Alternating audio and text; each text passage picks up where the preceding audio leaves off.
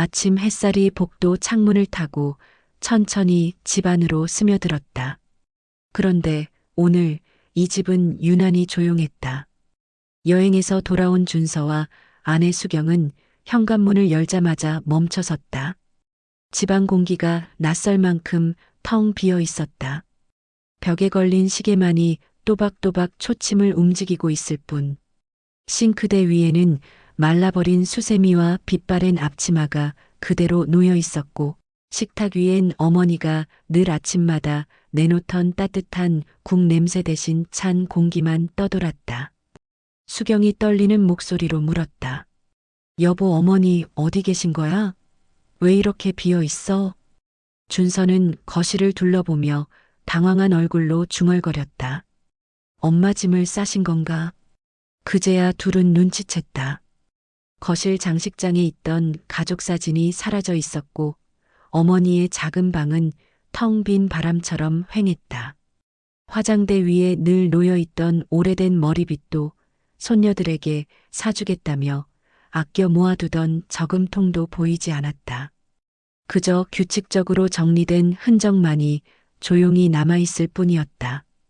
집을 떠나기 전 어머니가 마지막까지 깨끗하게 청소해두고 싶어 했던 듯 바닥은 반짝거렸다. 수경은 힘없이 주저앉으며 말했다. 어머니가 정말 이사 가신 걸까? 준서는 어머니의 방을 천천히 둘러보다 천장 쪽을 바라보았다. 어머니가 이 집에서 보낸 세월이 한순간에 사라진 듯한 쓸쓸함이 방 안을 가득 메웠다. 그러나 한 가지 의문이 남았다. 어머니는 왜 단 한마디 말도 남기지 않고 떠난 걸까? 부부는 어머니의 작은 손가방도 낡은 외투도 보이지 않는 걸 확인하며 점점 불안해졌다. 대체 무슨 일이 있었던 걸까? 며칠의 여행 사이에 무슨 마음이 변했던 걸까? 그들은 어머니가 남긴 흔적을 찾기 위해 방안을 뒤졌지만 메모 하나조차 발견되지 않았다. 그러던 중 수경이 조용히 말했다. 여보, 우리 어머니한테 너무 무심했던 거 아닐까? 그 말에 준서는 대답하지 못한 채 깊은 숨을 들이켰다. 텅 빈 집은 말을 대신했다. 어머니는 정말 많은 것을 남기지 않고 떠났지만 단 하나 분명한 것은 있었다. 이 집에서 처음으로 어머니의 공백이 이렇게 크게 느껴졌다는 사실이었다. 어머니가 떠나기 전날 집안의 공기는 평소와 다르지 않았다. 그러나 정임 할머니의 마음속에는 조용한 파도가 일고 있었다. 새벽 5시 반 알람 없이 눈을 뜬 그녀는 평소처럼 부엌불을 켰다. 손녀들의 도시락을 만들고 며느리가 좋아하는 반찬을 미리 준비해 두고 아들이 퇴근 후 먹을 국을 데워 놓으며 하루를 시작했다. 하지만 오늘 그녀는 유난히 천천히 움직였다. 무엇을 만질 때마다 마지막이라는 생각이 스쳤기 때문이다. 설거지를 마친 뒤 그녀는 잠시 손을 바라보았다. 얇아진 손등 위에는 수십 년간의 가사노동이 새긴 주름이 겹겹이 자리하고 있었다. 이 손으로 참 많이 했구나. 혼잣말을 내뱉는 목소리는 조용했지만 그 속엔 깊게 쌓인 피로와 허무가 스며 있었다. 침 7시가 되자 며느리 수경이 부스스하게 나온다. 어머니, 오늘 빨래는 꼭 분리해서 해주세요. 지난번처럼 섞이면 안 돼요. 정임 할머니는 고개를 끄덕였지만 마음 한켠이 서늘해졌다. 오래전에는 어머니, 도시락 너무 감사해요라고 웃던 며느리였는데 언제부터 이런 말투가 익숙해졌을까? 그날 늦은 오후 허리가 쿡쿡 쑤셔오자 할머니는 의사에게 받은 진단서를 다시 펼쳐보았다. 더는 미루면 큰일 납니다. 수술이 필요해요. 그 문장 아래에 적힌 보호자 확인 서명을 보는 순간 가슴이 서늘하게 식었다. 누구에게 이 서류를 내밀 수 있을까? 아들 준서는 늘 바빴고 며느리 수경은 한 번도 그녀의 통증에 진심으로 묻지 않았다. 그때 손녀들이 방에서 나온다. 할머니, 학원 갈 시간이에요. 손녀들의 목소리는 해맑았지만 그 뒤에 이어진 말은 조금 달랐다. 할머니, 오늘도 숙제 좀 도와주세요. 근데 어제처럼 틀리면 안 돼요. 순간 할머니는 웃으며 대답했지만 마음이 저렸다. 언제부터 자신이 틀리면 안 되는 사람이 돼버린 걸까? 저녁이 되어 가족 모두가 식탁에 앉았지만 할머니는 거의 말을 하지 않았다. 아들 준서는 스마트폰을 보며 대충 식사를 했고 며느리는 내일 여행 준비로 분주했다. 어머니, 내일 저희 제주도 가요. 한 일주일 정도요. 어머니는 집에서 편히 쉬세요. 할머니는 고개를 끄덕였지만 그 말은 이상하게 마음 깊은 곳을 흔들었다. 저희끼리 가족여행. 가족이라는 단어가 유난히 차갑게 들렸다. 밤이 깊어갈 무렵 모두가 잠든 뒤 할머니는 조용히 자신의 방으로 들어갔다. 오래된 서랍을 열어 몇 가지 소지품을 꺼냈다. 남편의 사진, 자신이 모아둔 저금통, 손녀가 어릴 때 쓴 삐뚤빼뚤한 편지. 그녀는 그것들을 천천히 가방에 넣으며 오래된 집 한가운데서 속삭였다. 이제 나도 나를 챙겨야지. 그리고 아무도 모르게 결심했다. 내일 이 집을 떠나겠다고. 다음 날 아침 집안에는 여행을 준비하는 아들 가족의 분주한 기운이 감돌았다. 손녀들은 캐리어를 끌며 들뜬 목소리로 외쳤고 며느리 수경은 마지막으로 주방 정리를 하느라 바삐 움직였다. 정임 할머니는 현관 옆에 서서 조용히 그 모습을 지켜보고 있었다. 그녀의 몸짓은 평소처럼 차분했지만 눈빛은 어딘가 멀어 보였다. 어머니, 저희 이제 출발할게요. 수경이 밝게 웃으며 말했지만 그 웃음은 할머니에게 깊이 와닿지 않았다. 준서가 이어서 말했다. 엄마, 일주일이면 금방 올게. 문단속 잘하시고 음식은 냉동실에 좀 넣어놨어요. 알아서 챙겨 드시고요. 그 말은 배려의 말이었지만 이상하게도 할머니의 마음엔 더 큰 공허함이 일어났다. 나를 위해 무엇 하나 챙겨놓은 사람처럼 느껴지지 않았기 때문이다. 손녀 하나가 잠시 할머니 옆에 다가와 말했다. 할머니, 우리 없을 때 심심하지 말고 쉬고 있어요. 순간 따뜻함이 스쳤지만 이내 손녀는 다시 뛰어가며 여행 얘기를 이어갔다. 할머니의 손끝에 잠시 남아있던 온기도 금세 사라졌다. 차에 오르기 전 준서는 마지막으로 이렇게 덧붙였다. 엄마, 이참에 좀 쉬어. 집안일도 너무 무리하지 말고. 하지만 그 말은 오래된 상처 위에 얹힌 얇은 반창고 같았다. 나흘 전 그녀가 수술이 필요하다고 말했을 때 아들의 첫 반응이 그럼 집안일은 어떻게 해요? 였다는 기억은 쉽게 지워지지 않았다.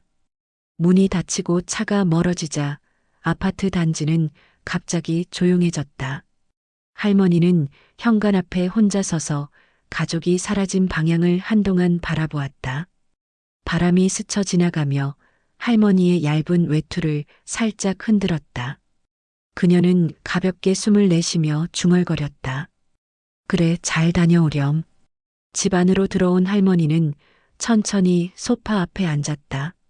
집은 여전히 가족의 온기가 남아있는 듯 했지만 그 온기 속에서 할머니는 오히려 더 외로웠다. 텅 빈 집의 정적이 그녀를 감싸며 오래된 기억을 건드렸다. 아무도 없는 식탁, 아무도 찾지 않는 방, 그리고 아무도 묻지 않는 질문. 어머니는 괜찮으세요? 할머니는 눈을 감고 조용히 생각했다. 이 집에서 자신이 차지한 자리는 결국 누군가를 위한 자리였을 뿐 자신을 위한 자리는 단 한 뼘도 없었다는 걸.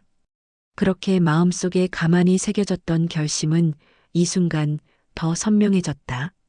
오늘 가족이 떠난 바로 이날 자신도 이 집을 떠나리라는 결심. 할머니는 천천히 일어나 방으로 들어갔다. 창문 사이로 들어오는 아침 햇살은 따뜻했지만 그 빛 아래에서 할머니는 한 사람의 삶을 정리하는 중이었다. 가족이 떠난 지 몇 시간이 지나자 집안의 정적은 더 깊어졌다. 정임 할머니는 천천히 자신의 방으로 들어가 문을 닫았다. 작은 스탠드 불만 켜진 방 안에서 그녀는 낡은 서랍을 열어 오래된 물건들을 하나씩 꺼냈다. 남편의 희미해진 흑백 사진, 아들이 어릴 적 그렸던 삐뚤삐뚤한 그림, 손녀가 할머니 사랑해요라고 쓴 카드. 할머니는 그것들을 가만히 손끝으로 쓰다듬었다. 추억이 손끝에서 부서질 듯 떨어지며 마음속으로 흘러내렸다. 하지만 오래 머무르지 않았다. 그녀가 오늘 정리해야 할 건 추억이 아니라 삶의 방향이었다. 할머니는 작은 여행 가방을 꺼내 옷장을 열었다. 자신이 평생 입어온 수수한 옷들 사이에서 가장 깔끔한 옷 몇 벌만 골라 접어 넣었다. 그동안 손녀들의 운동복을 정리하느라 바빴던 손이 이번에는 오직 자신만을 위해 움직이고 있었다. 그래, 이제는 나도 좀 챙기자. 그 말은 누군가에게 하는 다짐이 아니라 스스로에게 건네는 오래 늦은 위로였다. 부엌으로 향한 할머니는 마지막으로 집안을 둘러보았다. 냉장고 문을 열자 아이들이 좋아하는 요거트와 음료수만 가득했고 그녀를 위한 음식은 한 가지도 보이지 않았다. 그 모습을 보며 희미한 쓴웃음이 지어졌다. 내가 살던 집이 맞긴 했나? 할머니는 잠시 서 있다가 도시락용 작은 용기를 꺼내 오래 쓰던 반찬 몇 가지를 담아 가방에 넣었다. 이젠 누군가를 위해서가 아니라 자신을 위한 준비였다. 거실로 돌아온 할머니는 깨끗하게 정리된 바닥을 천천히 바라보았다. 반짝이는 바닥은 그녀가 수십 년 동안 몸을 숙이며 닦아온 흔적이었지만 정작 자신이 쉴 자리는 제대로 마련되어 있지 않았다. 소파 끝자락, 등을 기대면 아픈 허리가 편히 놓일 곳조차 없었다. 그때 문득 오늘 아침의 장면이 떠올랐다. 아들 준서가 말하던 엄마 무리하지 말고 쉬세요라는 말.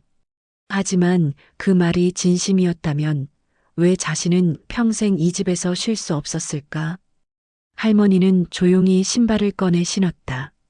얇은 외투를 걸치고 현관 앞에 섰을 때 집안에는 그녀의 향기가 점점 사라지고 있었다. 손을 뻗어 문을 잡은 순간 잠시 멈춰 뒤를 돌아봤다. 고마웠다 그래도.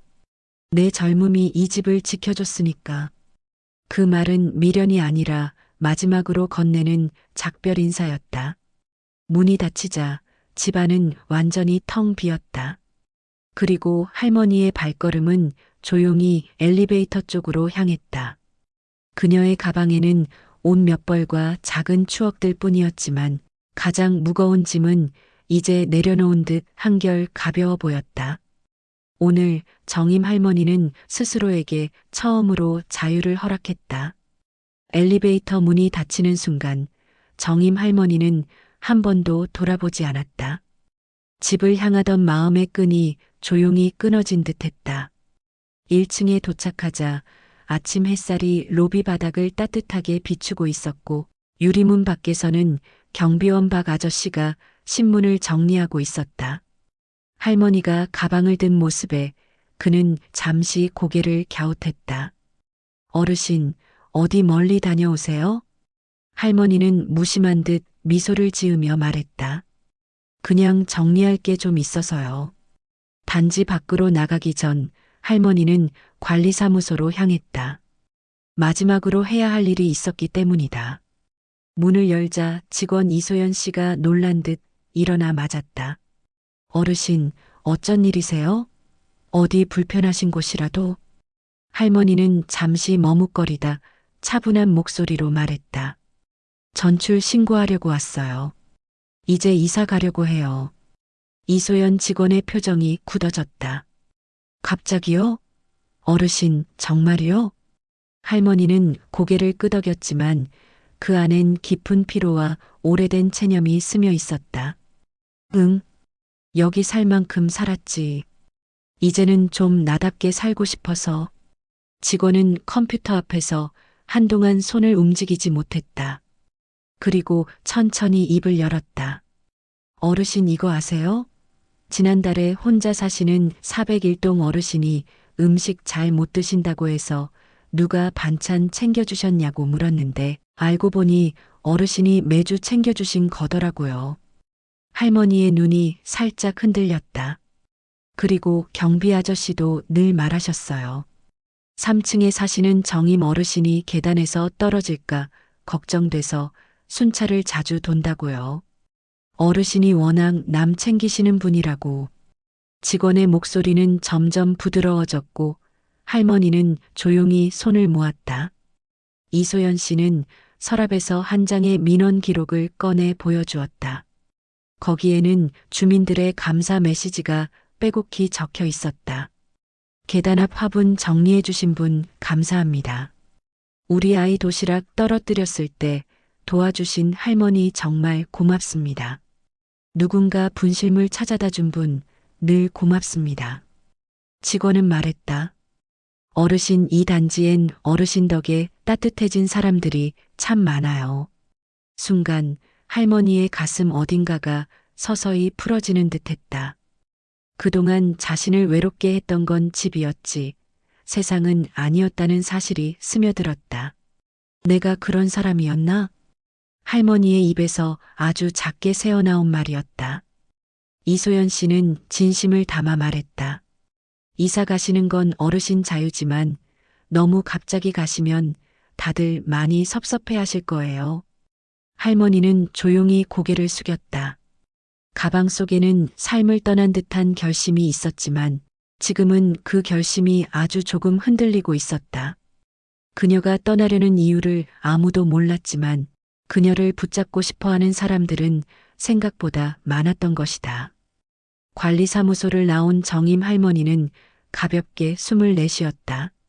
마음 한켠이 살짝 흔들렸지만 아직 결정을 바꿀 정도는 아니라고 생각했다.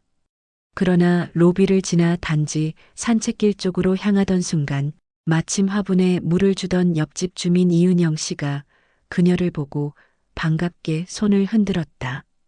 어르신, 어디 다녀오세요? 요즘 허리 괜찮으세요? 할머니는 순간 멈칫했다. 은영 씨가 자신을 걱정하는 얼굴로 바라본 것이 오랜만이었기 때문이다. 그냥 좀 걸으러 나왔어요. 지난번에 넘어질 뻔하셨잖아요. 이후로 계속 신경 쓰였어요. 도움 필요하면 꼭 말씀하세요. 그 말에 할머니의 눈빛이 미세하게 흔들렸다. 조금 더 걸어가자 놀이터 근처에서 아이를 보던 젊은 엄마가 다가와 인사했다. 할머니, 지난번에 제 아이 넘어졌을 때 도와주셔서 정말 감사했어요. 그날 아이가 많이 울었는데 할머니가 손 잡아줘서 금방 진정됐어요. 그녀는 진심이 담긴 미소로 말했다. 어르신 같은 분이 계셔서 우리 단지가 참 따뜻하다고 생각해요. 할머니는 그 말에 가슴이 서서히 데워지는 걸 느꼈다. 자신이 누군가에게 그런 존재였다는 사실을 처음으로 실감했다. 조금 떨어진 그늘 벤치에서는 경비원 박 아저씨가 휴식을 취하고 있었다. 어르신, 어디 아프신 건 아니죠? 할머니가 놀라자 박 아저씨는 무심한 듯 말했다. 아유, 어르신 요즘 기운 없어 보이셔서 혹시 도움이 필요하면 제가 관리소에 말해둘게요. 그 말은 마치 가족이 건네는 걱정처럼 따뜻했다. 한 바퀴를 돌며 다양한 사람들의 안부 인사를 받은 할머니는 마음속 어딘가에서 나도 이곳의 일부였구나 하는 감정이 조심스럽게 피어오르는 걸 느꼈다. 그동안 집안에서는 느낄 수 없었던 감정이었다. 그곳에서 그녀는 늘 눈치 보며 돕는 사람이었지만 단지에서는 누군가에게 필요한 사람이었기 때문이다. 산책로 끝자락 오래 앉아있던 노인 한 분이 손짓해 불렀다. 정임 씨, 요즘 안 보이길래 걱정했어요. 아프지 말고 오래오래 같이 살아요. 그 말에 할머니는 처음으로 미소를 지었다. 고맙습니다. 정말 고맙네요. 걷는 동안 가방 안에 있던 이사 서류의 의미가 조금씩 희미해졌다. 그녀는 가족에게서 받지 못했던 따뜻함을 전혀 기대하지 않았던 사람들에게서 받고 있었다. 떠나려던 마음은 여전히 있었지만 그녀를 붙잡는 건 혈연이 아니라 공동체의 진심이었다. 여행에서 돌아온 날 저녁 준서와 수경은 집 문을 열자마자 얼어붙었다. 평소와 다르게 조용한 거실 구석에 가지런히 놓인 신발장, 불이 꺼진 어머니 방. 처음엔 잠깐 외출하신 줄 알았지만 방 안으로 들어선 순간 숨이 멎을 것처럼 불안이 몰려왔다. 서랍은 깨끗하게 비워져 있었고 옷장에는 어머니가 즐겨 입던 옷 몇 벌이 사라져 있었다. 여보, 이건 그냥 외출하신 게 아니야. 수경의 목소리는 떨리고 있었다. 준서는 어머니의 방 한가운데 서서 천천히 돌며 방을 둘러보았다. 책상 위엔 오래된 머리빗 자국만 희미하게 남아 있었고 손녀에게 선물하려고 모아두던 조그만 저금통도 비어 있었다. 이 모든 흔적이 정리된 이별을 말하고 있었다. 준서는 급히 휴대폰을 꺼내 어머니에게 전화를 걸었다. 하지만 돌아온 건 차가운 자동 음성뿐이었다. 고객님께서 전원을 꺼놓아. 그 순간 준서의 눈빛이 흔들렸다. 엄마가 진짜 떠난 거야? 수경은 소파에 털썩 앉았다. 그리고 자기 입에서 나온 어떤 말이 문득 떠올랐다. 어머니 빨래는 우리 옷이랑 따로 해주세요. 저녁은 정확히 6시에 차려주세요. 그때는 아무렇지 않게 말했지만 지금 생각하니 가슴이 서늘해졌다. 나 너무 심했나? 어머니한테. 그러자 준서가 낮은 목소리로 말했다. 아니야. 책임은 나한테도 있어. 어머니가 수술 얘기 꺼냈을 때 난 집안일 걱정부터 했잖아. 그때 많이 상처받으셨을 거야. 그의 말끝은 떨렸고 수경은 눈을 크게 뜬 채 준서를 바라보았다. 그날의 대화가 둘에게 동시에 떠오르고 있었다. 손녀들도 불안한 얼굴로 말했다. 아빠, 할머니 언제 와? 왜 방이 비었어? 그 말에 준서는 더 이상 말을 잇지 못했다. 거실 한가운데 앉아있는 세 사람의 얼굴에는 같은 감정이 흐르고 있었다. 후회, 두려움, 그리고 미처 보지 못했던 사랑에 대한 죄책감. 수경은 눈시울을 붉히며 속삭였다. 여보, 어머니가 이렇게까지 떠날 이유가 없잖아. 우리가 뭘 잘못한 거지? 준서는 한참 동안 말이 없었다. 그리고 마침내 낮게 말했다. 우리는 엄마가 잘 버티는 사람이라고만 생각했어. 하지만 그게 아니었나 봐. 엄마도 누군가에게 기대고 싶었을 텐데. 거실은 조용했지만 그 침묵 속에서 비로소 가족은 깨닫고 있었다. 어머니는 단지 집을 떠난 것이 아니라 오랫동안 참고 눌러온 마음을 내려놓기 위해 자신의 삶을 되찾으러 떠난 것이라는 사실을. 그리고 처음으로 세 사람 모두 같은 질문을 했다. 어머니는 지금 어디에 계실까?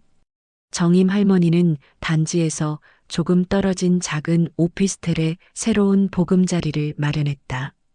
오랜 시간 누군가를 위해 살아온 자신이 아니라 이제는 나를 위해 꾸린 첫 공간이었다. 창가에 남편의 사진과 손녀의 편지를 올려두며 조용히 중얼거렸다. 그래, 여기서부터 다시 시작하자. 그때 관리사무소 이소연 직원에게서 전화가 왔다. 어르신, 누가 찾아오셨어요? 할머니가 단지 입구로 가보니 준서, 수경, 손녀들이 초조하게 서 있었다. 그녀를 보자마자 준서가 뛰어와 말했다. 엄마 미안해요. 우리가 너무 몰랐어요. 수경도 울먹이며 고개를 숙였다. 어머니, 제가 너무 차갑게 굴었어요. 정말 죄송해요. 아이들까지 할머니 손을 붙잡고 다시 집에 오면 안 돼요? 라고 말하는데 할머니는 잠시 눈을 감았다가 조용히 답했다. 미안하다. 하지만 이제는 나답게 살아보고 싶다. 엄마가 아니라 정임이라는 사람으로. 준서는 눈물을 훔치며 고개를 끄덕였다. 내 엄마 마음 알게 됐어요. 천천히 다시 배우겠습니다. 그 말이 진심이라는 걸 느낀 할머니는 아이들의 손을 꼭 잡아주었다. 그래. 우리 모두 천천히 가자. 저녁 햇살이 단지를 비추며 네 사람의 그림자가 길게 늘어졌다. 그 순간 할머니는 깨달았다. 떠난 건 상처였고 되찾은 건 존중이었으며 이제 시작되는 건 바로 자신의 삶이라는 것을